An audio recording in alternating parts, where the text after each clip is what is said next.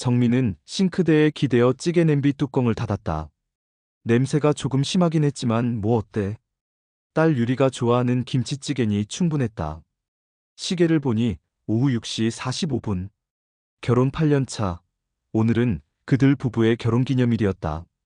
하지만 정민은 알고 있었다. 남편은 오지 않을 거란 걸.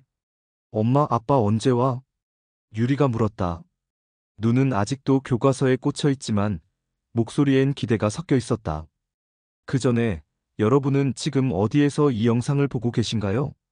잠시 시간을 내어 찾아와 주셔서 감사합니다. 정민은 조용히 말했다. 아빠는 오늘 회사 일로 늦으신데. 정말일까? 정민은 자신에게조차 그 말이 거짓처럼 느껴졌다. 준호는 공무원이었다. 정미와는 대학 시절 미팅에서 만났고 3번의 데이트 끝에 그의 단정함과 유순한 태도에 끌려 연애를 시작했다. 그땐 그녀도 뜨거운 마음을 품고 있었다. 적어도 겉보기엔. 결혼 후 문제는 아이를 가진 순간부터 시작됐다. 딸이래? 그 말을 들은 시어머니는 전화기 너머로 한숨을 푹 쉬었다. 그래도 뭐, 사람은 착해 보여. 그 말은 축하가 아니었다. 위로였다. 딸을 낳았다는 사실에 대한. 정민은 아이를 낳는 채 병실에서 눈물을 삼켰다. 신생아실 유리에게 아무 죄가 없었다. 그런데 축하보다 실망을 먼저 들은 그날, 무언가 무너진 느낌이 들었다. 딸은 좋죠, 뭐. 그 후로도 반복됐다. 친척들, 시댁 식구들, 남편의 직장 동료들까지. 둘째는 꼭 아들 낳아야지. 다음엔 장남이어야지. 정민은 점점 모서리로 밀려났다. 하지만 준우는 아무 말도 하지 않았다. 그가 해줄 수 있었던 한마디 위로조차 입 밖으로 나온 적 없었다. 그저 그래도 우리 딸 귀엽잖아. 같은 말로 대충 얼버무렸다. 처음엔 그런 태도가 배려인 줄 알았다. 지금은 안다. 그는 아무것도 감당할 생각이 없었던 거였다. 결혼 8주년, 정민은 고작 김치찌개 한 그릇으로 저녁을 때웠다. 딸과 함께 식탁에 마주 앉았지만 식사는 조용했다. 유리는 젓가락을 놀리며 물었다. 아빠는 나 싫어하나 봐. 나만 보면 핸드폰만 보고. 정민은 순간 할 말을 잃었다. 초등학교 3학년인 딸이 그런 말을 한다는 게 믿기지 않았다. 그럴 리가 있어? 아빠는 그냥 피곤한 거야. 말을 이어가는 목소리가 떨렸다. 유리는 고개를 끄덕였지만 씹던 밥을 꿀꺽 삼킨 뒤 말이 없었다. 밤 9시가 넘어서야 준호가 귀가했다. 문이 열리고 그는 축 늘어진 표정으로 들어왔다. 왔어? 정미가 반갑게 말했지만 그는 대꾸 없이 신발을 벗었다. 밥 차려줄까? 아니, 먹고 왔어. 그의 말은 한마디로 대화를 끝냈다. 정미는 서운함을 숨긴 채 부엌을 정리했다. 그때 식탁 위에 놓인 남편의 휴대폰이 진동했다. 화면을 보니 민경이라는 이름이 떴다. 민경? 대학 동기 이름이기도 했지만 우연이겠지. 하지만 이상하게 느낌이 불길했다. 준호는 화장실에 들어갔고 그 틈에 휴대폰 화면이 다시 켜졌다. 이번엔 미처 잠금을 걸지 않았던 건지 알림창이 고스란히 보였다. 정민은 그냥 애 키우는 데만 써. 돈 관리도 못하게 했잖아. 키읔키읔. 키읔키읔키읔. 역시 오빠 똑똑해. 이호는 천천히 돈 다 옮긴 다음에 심장이 뚝 떨어지는 소리가 들린 듯했다. 정민은 휴대폰을 얼른 내려놓고 뒤로 물러났다. 몸이 떨렸고 온몸이 식는 느낌이었다. 문이 열리며 준호가 나왔다. 정민은 아무 말도 하지 못했다. 그의 얼굴이 갑자기 낯설어 보였다. 함께 살던 남자지만 이제는 그 어떤 표정도 진심 같지 않았다. 그날 밤 정민은 딸의 잠든 얼굴을 바라보다가 조용히 눈물을 흘렸다. 지금까지 참은 시간이 너무 길었다. 시댁의 시선, 남편의 무관심, 그리고 이제는 배신. 이제는 더 이상 지킬 이유도 두려워할 이유도 없다는 생각이 들었다. 그녀는 핸드폰을 꺼내 저장된 번호를 검색했다. 최수진, 대학 동기, 변호사. 손이 떨렸지만 결국 통화를 걸었다. 수진아, 나 너한테 상담 좀 받아야 할 것 같아. 이제 사랑인 줄 알았던 모든 것이 무너지고 있었다. 정민은 아직 모른다. 이 일이 그녀의 인생을 어떻게 바꾸게 될지를. 하지만 이 밤, 그녀는 조용히 마음속에 첫 문장을 써내려갔다. 더 이상 난 피해자가 아니다. 서울 강남 한복판의 법률사무소. 유리한 상담을 받기 위해 찾아온 수많은 사람들로 분주한 곳. 정민은 커다란 유리문 앞에서 몇 번이고 손을 쥐었다 폈다. 지금 돌아가면 아무 일도 없었던 게 될까? 아니었다. 이제는 되돌아갈 수도 무시할 수도 없었다. 문을 열고 들어서자 사무실 안은 조용했다. 딱딱한 소파, 무채색 벽지, 그리고 멀리서 다가오는 익숙한 얼굴. 정미야. 최수진이었다. 대학 시절 내내 의젓하고 똑 부러졌던 친구. 지금은 가정 전문 변호사로 일하고 있었다. 잘 왔어. 그냥 친구 보듯이 와. 긴장하지 마. 수지는 그녀를 조용히 회의실로 이끌었다. 말을 아껴두던 정민은 자리 잡자마자 터져버렸다. 휴대폰을 봤어. 민경이더라. 내 친구였잖아. 그런데 그 둘이 뒤에서 날. 목소리가 떨렸다. 손이 얼음처럼 차가워졌다. 수지는 그녀의 손등에 가만히 손을 얹었다. 너 혼자 감당하려 하지 마. 네 남편 더 많이 숨기고 있을 거야. 정민은 자신도 모르게 고개를 끄덕였다. 하나만 물어볼게. 재산은 다 남편 명의지? 응. 결혼 초부터 그랬어. 공무원이니까 대출도 잘 되고 보험도 유리하다고 하더라고. 수진의 표정이 굳어졌다. 혹시 내 이름으로 된 대출은 없어? 없을걸? 정민은 자신있게 말했다. 하지만 수진은 고개를 가로저었다. 확인해보자. 요즘 남편들이 아내 명의로 몰래 대출 내는 경우 많아. 특히 신용조회 안 되는 대부업체나 사채 쪽은 명의만 빌려서 쓰기도 해. 정민은 말을 잃었다. 그럴 리가 없다고 믿고 싶었다. 하지만 그럴 리가 없는 일이 이미 벌어졌었다. 그날 밤 민경의 메시지를 본 순간처럼. 며칠 뒤 정민은 다시 수진의 사무실로 불려갔다. 책상 위에 놓인 서류 더미. 그 안엔 익숙한 이름이 있었다. 김정미, 그녀 자신의 이름이었다. 이게 뭐야? 네 명의로 된 대출이 3건 있어. 하나는 신용카드 대환, 하나는 소액 사채, 그리고 하나는 부동산 담보대출. 이건 내 결혼 전 친정에서 받았던 소형 아파트로 잡혔더라. 정민은 숨이 멎는 듯했다. 그 아파트는 결혼하면서 잠시 임대 놓았던 그녀의 유일한 명의 자산이었다. 하지만 남편이 그것마저 담보로 잡았다는 사실을 지금 처음 알았다. 이게 다 준호가? 응. 그리고 더 있어. 민경 이름으로 된 계좌랑도 자금 흐름이 겹치더라. 무려 4천만 원 넘게 네 남편이 민경한테 이체했어. 용도는 사무실 정비, 간병비, 여행 경비 같은 걸로 위장했지만 거의 다 개인 용도야. 정민은 입을 막고 고개를 숙였다. 말로 표현할 수 없는 충격. 결혼이라는 이름 아래 살아온 지난 8년이 산산조각 나는 소리 같았다. 자신이 무언가를 잃고 있다는 걸 인지하지도 못한 채 매일 똑같은 밥을 짓고 아이를 돌보며 살아왔는데 뒤에서는 그녀의 이름과 재산, 심지어 인생까지 몰래 도둑맞고 있었던 것이다. 그리고 하나 더. 수진이 낮은 목소리로 말을 이었다. 정미야, 네 남편 너 정신과 다니게 한 적 있어? 어? 한 병원에서 확인했어. 배우자의 정서 불안 및 기억장애로 인한 상담이라는 내용으로 내 이름이 포함된 진단서 초안이 있었어. 정민은 순간 멍해졌다. 기억장애? 그 단어는 너무 낯설었고 동시에 너무 무서웠다. 정미야, 그 사람 널 법적으로 무능력자로 만들려는 거야. 그러면 뭔지 알지? 내 재산, 내 권리 심지어 유리에 대한 양육권까지 다 그 사람 손에 들어가. 정민은 차가운 물속에 빠진 사람처럼 가쁜 숨을 몰아쉬었다. 그럼 나를 미친 사람으로 만들겠다는 거야? 응. 그리고 이미 준비 중이야. 변호사 통해 법원에 후견인 신청도 넣었어. 그 말에 정민은 입을 틀어막고 울음을 삼켰다. 믿었던 사람. 같은 집에 살며 웃던 사람. 그가 지금 그녀의 존재 자체를 지워버리려 하고 있었다. 며칠 후 정민은 딸 유리의 담임 선생님으로부터 전화를 받는다. 김정미 보호자님, 오늘 상담 요청이 있으셨다고 해서요.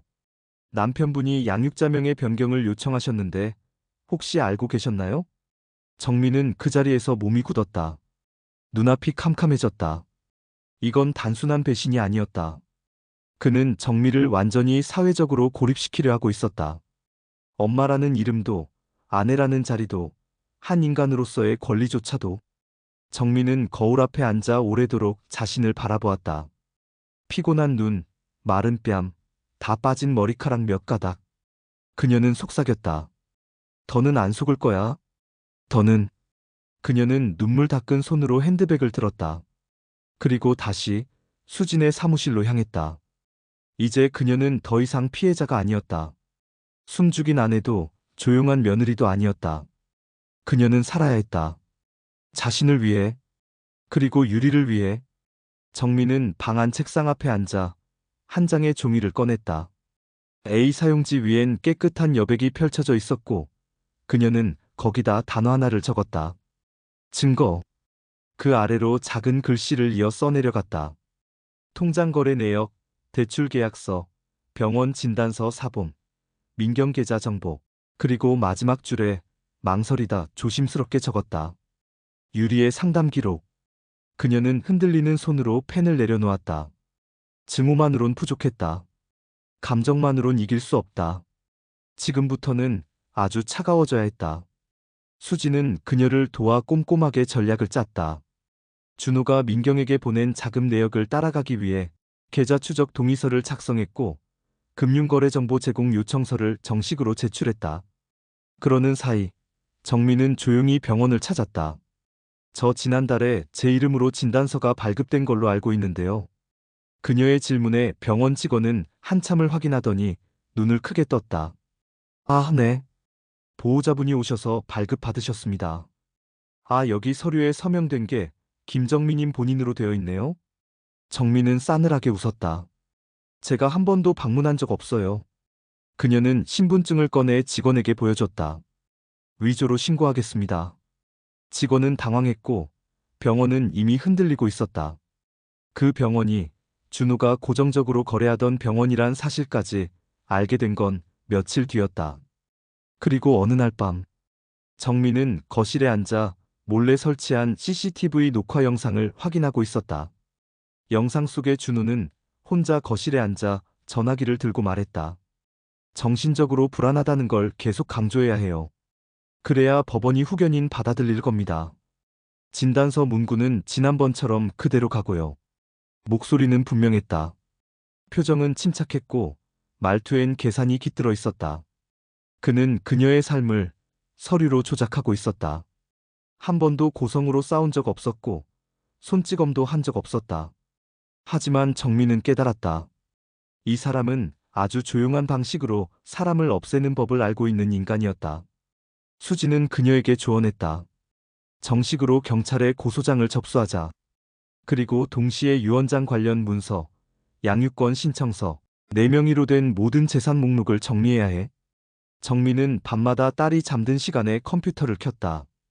엑셀을 켜고 지난 8년간 남편이 사용한 카드 내역, 가계부, 공동명의로 등록된 서류들까지 정리했다. 하나하나 들여다볼수록 믿기지 않았다. 2019년 골프채 580만 원 민경 이름으로 배송. 2020년 고급 여행 패키지 동반자 미기입. 2021년 병원 입금 300만 원 정미명의 진료. 한 줄 한 줄이 칼날 같았다. 그는 그녀의 이름으로 살아가면서 그녀를 죽이고 있었다. 어느 날 정민은 유리의 상담 기록을 요청하기 위해 학교를 찾았다. 상담교사는 조심스럽게 말했다. 실은 유리 양이 종종 이런 말을 했어요. 나는 필요 없나 봐요. 아빠는 나보면 시계만 봐요. 그래서 혹시 가정 내에서. 그 말에 정민은 눈을 감았다. 딸은 느끼고 있었다. 아빠의 거리감, 엄마의 눈물, 그리고 그 집안에 흐르는 차가운 공기. 그녀는 교사에게 요청했다. 유리가 상담 중 한 말들, 요약본이라도 받을 수 있을까요? 교사는 흔쾌히 도와주겠다고 했다. 그날 밤 정민은 모든 자료를 하나로 묶어 USB에 저장한 후 작은 메모지에 이렇게 적었다. 내 이름으로 내가 끝내겠다. 며칠 뒤 그녀는 경찰서를 찾았다. 고소장을 접수했고 담당 형사는 그녀의 진술을 꼼꼼히 들었다. 문서 위조, 횡령, 사기, 후견인 신청을 통한 인격 침해. 이 모든 게 사실이라면 형사처벌도 가능합니다. 정민은 고개를 끄덕였다. 그 사람을 끝내고 싶어요. 내 인생을 돌려받고 싶어요. 형사는 진지한 표정으로 대답했다. 그럼 우리도 도와드릴게요. 이건 단순한 가정 문제가 아닙니다. 이건 범죄입니다. 그날 밤, 정민은 오래도록 잠을 이루지 못했다. 하지만 마음속 깊은 곳엔 이상하게도 차분한 평온이 깃들었다. 분노는 사라지지 않았지만 이제는 두려움보다 더 강했다. 그건 스스로를 지키겠다는 의지였다. 경찰서에 접수된 고소장이 정식 사건 번호를 받았다는 소식은 생각보다 빠르게 전해졌다. 정민은 수진의 사무실에서 그 전화를 받았다. 화면 너머로 수진은 말했다. 좋은 신호야. 이제부터는 우리가 쫓아가는 게 아니라 그가 도망쳐야 할 차례야. 정민은 깊게 숨을 들이쉬었다. 숨을 쉴 때마다 마치 잊고 있던 근육들이 제자리를 찾는 것 같았다. 이제는 누군가에게 휘둘리는 삶이 아니라 스스로 손에 쥔 칼로 방향을 바꿔가는 삶이었다. 며칠 뒤 경찰 조사에 따라 병원 담당자가 소환되었고 위조된 진단서 관련한 첫 번째 진술이 확보되었다. 그 병원의 행정 담당 직원은 말했다. 서류는 남편분이 직접 가져왔고 진단서 작성을 위한 초안도 제공됐습니다. 저희는 그게 정식 요청인 줄 알고. 정민은 고개를 숙였다. 분노보다 더 서늘한 감정. 이 사람이란 존재는 진짜 사람인 걸까? 도대체 누구를 어떻게 믿고 8년을 살아왔던 걸까? 마침내 경찰은 이건우를 소환 조사하기로 결정했다. 그 소식은 남편에게도 곧 전해졌고 그날 밤 정미의 휴대폰에 그로부터 처음으로 문자가 왔다. 할 얘기 좀 하자. 이건 오해야. 유리를 위해서라도 우리 다시 생각해보자. 그는 항상 유리라는 이름을 입에 올렸다. 하지만 진심이 담긴 적은 없었다. 유리는 그의 방에 들어가지도 않았고 그는 유리의 시험일도 모른다. 정민은 답장을 보내지 않았다. 그 대신 민경에게 메시지를 보냈다. 짧게, 간결하게. 당신도 알고 있었겠죠. 이제 법으로 이야기할 겁니다. 그녀의 손가락은 더 이상 떨리지 않았다. 그 주 주말, 정민은 수진과 함께 검찰에 증거 파일을 제출했다. 민경 계좌의 흐름, 통화 녹취록, 병원 진단서 비교본, 그리고 유리의 학교 상담 기록. 모든 것이 정리된 폴더 하나로 모였다. 검사는 서류를 넘기며 말했다. 이건 단순한 혼인관계 파탄이 아닙니다. 사전 계획된 법적 무력화 시도이며 경제적 착취입니다. 법원이 이걸 가볍게 보진 않을 겁니다. 수지는 미소 지었다. 그러길 바라고 있습니다. 아주 간절히요. 며칠 후 예상보다 빨리 정민은 이혼 조정 신청서를 법원에 제출했다. 준호는 그 소식에 당황했는지 한밤중에 집으로 찾아왔다. 문을 두드리며 말했다. 정미야, 나 진짜 그런 의도 아니었어. 너 그렇게까지 나올 줄 몰랐어. 그의 목소리는 애절해 보였지만 그 안에 담긴 건 후회가 아니라 통제할 수 없게 된 상황에 대한 초조함이었다. 정민은 조용히 문을 열었다. 그를 마주보고 단 한마디만 던졌다. 넌 날 없애려고 했어. 근데 나는 지금 여기 살아있어. 그리고 이제 그 값을 받아낼 거야. 그는 말문이 막혔고 정민은 문을 닫았다. 문틈 사이로 들어오던 그의 그림자마저 사라질 때까지 그녀는 단 한 번도 뒤돌아보지 않았다. 이건우의 비열한 계획은 차례차례 밝혀졌다. 그가 정미의 이름으로 빚을 지고 그녀의 명의로 진단서를 위조했으며 유일한 재산을 담보로 잡아 민경에게 송금한 것까지. 그리고 결정적인 사건이 터졌다. 레스토랑의 CCTV. 정미가 경찰에 제출한 USB에는 준호와 민경이 함께 호텔 라운지에서 만난 장면, 그리고 후견인 신청을 서둘러야 한다는 대화가 녹음된 자료가 포함되어 있었다. 녹취 속 민경의 목소리는 또렷했다. 정미가 뭐 알기 전에 서류부터 접수해. 지금 상태로도 충분히 불안정하게 보일 수 있어. 그 순간 조사에 참여했던 수사관이 조용히 말했다. 이 사람들 아주 정밀하게 짠 거네요. 전문 사기꾼 수준입니다. 정민은 웃지 않았다. 그저 고개를 끄덕였다. 그 말은 맞았다. 그들은 완벽하게 조용히, 천천히 사람 하나를 없애는 법을 알고 있었다. 하지만 놓친 게 하나 있었다. 그녀는 그렇게 쉽게 사라질 사람이 아니었다. 그날 밤, 정민은 마지막 남은 짐을 싸고 있었다. 이혼이 확정되기 전이었지만 그녀는 결심한 듯 집을 나설 준비를 했다. 유리를 데리고 나가 임시보호시설에서 지내기로 했다. 엄마, 우리 어디가? 유리가 묻자 정민은 딸의 손을 꼭 잡았다. 새로 시작하러 가는 거야. 이제 우리 둘이 주인공이야. 그 말에 유리는 살짝 웃었다.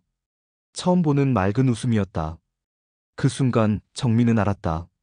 지금까지 감춰왔던 모든 불안, 억누르고만 있었던 모든 절망이 이 작은 아이의 미소 하나로 이겨낼 수 있다는 걸. 가을 아침, 서울가정법원 앞에 정미가 서 있었다. 그녀는 검은 코트를 여미며 가방 속에서 서류철을 꺼냈다. 손에는 오래전 수진이 첫 회의에서 건네준 조언이 적힌 메모가 그대로 끼워져 있었다. 감정은 증거보다 약해. 반드시 너 자신을 믿어. 그 문장 하나가 그녀를 오늘 이 자리까지 이끌었다. 법정은 여느 때처럼 무표정했고 준호는 변호사 옆에서 시선을 내리깔고 앉아 있었다.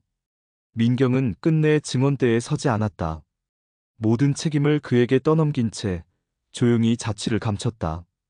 정민은 흔들리지 않았다. 법정에 제출된 모든 자료, 정리된 대화록, 진단서, 위조 사실, 그리고 무엇보다 그녀 자신이 살아온 기록이 그 자리에 함께 있었다. 판사의 목소리가 조용히 울려 퍼졌다. 피고 이건우는 김정미 원고에게 금전적 손해를 입혔으며 문서 위조, 사기, 허위 진단서 제출 시도 등으로 혼인관계의 회복이 불가능한 손상을 초래하였기에 이혼을 인용합니다. 순간 법정 안의 공기가 바뀌었다. 정민은 조용히 눈을 감았다. 눈물은 흐르지 않았다. 울어야 할 시간은 이미 지나갔다. 지금 이 순간은 해방이었다. 그날 오후 그녀는 법원 계단 아래로 내려오며 휴대폰을 꺼내 단 한 사람에게 문자를 보냈다. 수진 끝났어. 그에 대한 어떠한 이름도 감정도 이제는 과거가 되었다. 그는 더 이상 그녀를 판단할 자격도 딸의 인생을 좌우할 권리도 없었다. 2달 후 정민은 도시를 떠났다. 오랜 시간 머물렀던 그 집은 정리되었고 그녀와 유리는 강원도 외곽의 작은 마을로 이사를 갔다. 새로 이사 온 집은 작았지만 포근했다. 마당에는 감나무가 있었고 유리는 매일같이 감을 따며 웃었다. 정민은 근처 도서관에서 일하기 시작했다. 낮에는 책을 정리하고 저녁에는 작은 방에서 그림을 그렸다. 대학 시절 꿈꾸었던 삶 하지만 결혼과 함께 잊고 살았던 꿈이었다. 이제야 그 꿈이 자기 자리로 돌아온 듯했다. 그녀는 여전히 상처를 안고 있었다. 남편에게서 받은 배신, 사회가 요구한 착한 아내 역할, 딸을 낳았다는 이유만으로 들었던 무수한 비난들. 하지만 그 상처는 이제 그녀를 아프게 하지 않았다. 그건 단지 그녀가 살아왔음을 증명하는 흔적이 되었기 때문이었다. 어느 날 저녁 정민은 마당에서 감나무 아래 작은 탁자를 펴고 유리와 함께 감을 까먹었다. 엄마, 우리 이제 행복해? 유리가 물었다. 정민은 딸의 눈을 바라보며 천천히 고개를 끄덕였다. 응, 아주 많이. 그 말은 단순한 위로가 아니었다. 그녀는 진짜로 지금 이 순간이 소중했고 앞으로 펼쳐질 삶이 기다려졌으며 자신이 만든 선택들이 자랑스러웠다. 가끔 사람들은 그녀에게 물었다. 그 모든 일을 겪고도 후회는 없나요? 정민은 그때마다 똑바로 웃으며 말했다. 내가 나를 지키기로 했던 순간부터 후회는 없었어요. 나는 내가 선택한 삶을 살아냈고 지금도 살아가고 있어요. 그녀는 더 이상 희생자가 아니었다. 더 이상 누군가의 아내나 누군가의 며느리가 아닌 온전히 자신의 이름으로 사는 정미 그 자체였다. 시간이 흐른 어느 날 정미는 작은 전시회를 열었다. 동네 주민 몇 명과 수업에서 만난 사람들, 그리고 도서관에서 함께 일하는 동료들이 전시장에 모였다. 그녀의 그림들은 조용히 이야기하고 있었다. 겨울을 견딘 나무, 벼랑 끝에서 피어난 꽃, 눈물이 그쳐진 뒤의 얼굴들. 모두가 그녀 자신이었다. 한 관람객이 조용히 말했다. 이 그림들 살아있네요. 정민은 조용히 웃었다. 그럴 거예요. 이건 제 인생이니까요. 마지막 작품 앞에 선 정민은 캠퍼스 아래에 이렇게 적어두었다. 딸을 낳았다는 이유로 무너졌던 시간들. 하지만 결국 나는 나를 되찾았습니다. 그리고 그 아이와 함께 내 삶을 다시 시작했습니다.